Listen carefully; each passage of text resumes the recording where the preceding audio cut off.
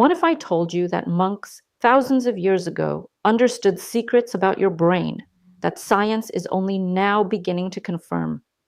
For centuries, they trained their minds in ways that not only brought inner peace, but also changed the actual structure and function of their brains. And the best part, you don't have to live in a monastery to benefit from what they knew. Think about this. Your brain is not fixed. It isn't a static machine. It has something called neuroplasticity, which is the ability to rewire and reshape itself depending on what you focus on and how you train your attention. Monks discovered this long before neuroscience gave it a name. Through mindfulness and meditation, they realized that thoughts and emotions are like mental muscles. The more you practice awareness, the stronger it gets. The more you practice compassion, the more natural it becomes. Now, here's where it gets interesting. Most of us are trapped in cycles of stress, overthinking, or negative self-talk. The constant pressure of work, relationships, and expectations can feel overwhelming. And when we're stuck in that state, our brains default to old patterns that keep us anxious and reactive.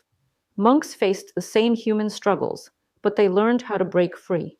Their practices of silence and breathing were not just spiritual rituals, they were practical tools for emotional regulation and focus. Let's talk about attention. In our world, distraction is the new normal. Notifications, endless scrolling, multitasking. It's no wonder so many people struggle with clarity and self-control. Monks trained attention like an athlete trains muscle. They would sit, focus on the breath, and bring the mind back each time it wandered. It sounds simple, but this repetition actually reshaped their brain waves.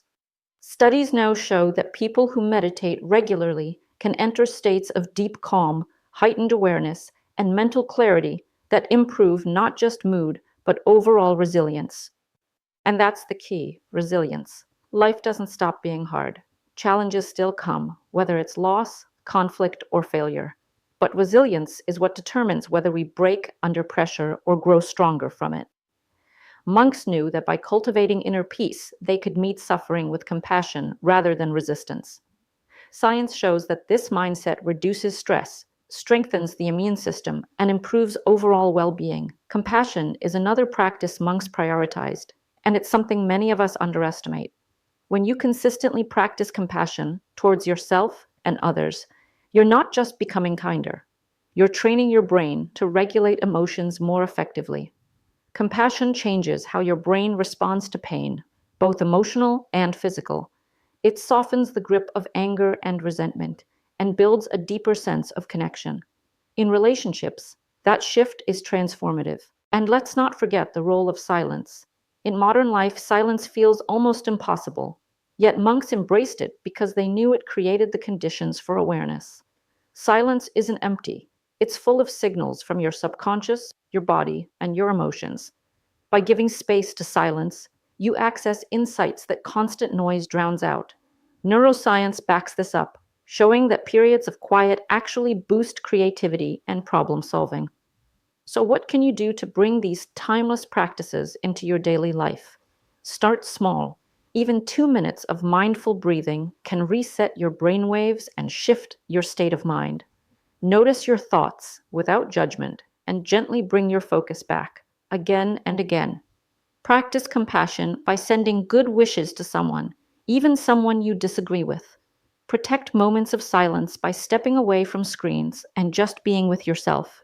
These aren't just nice ideas, they're strategies monks use to master self-control, build inner peace, and expand awareness. And they're strategies that can help you rewire your brain for focus, resilience, and clarity.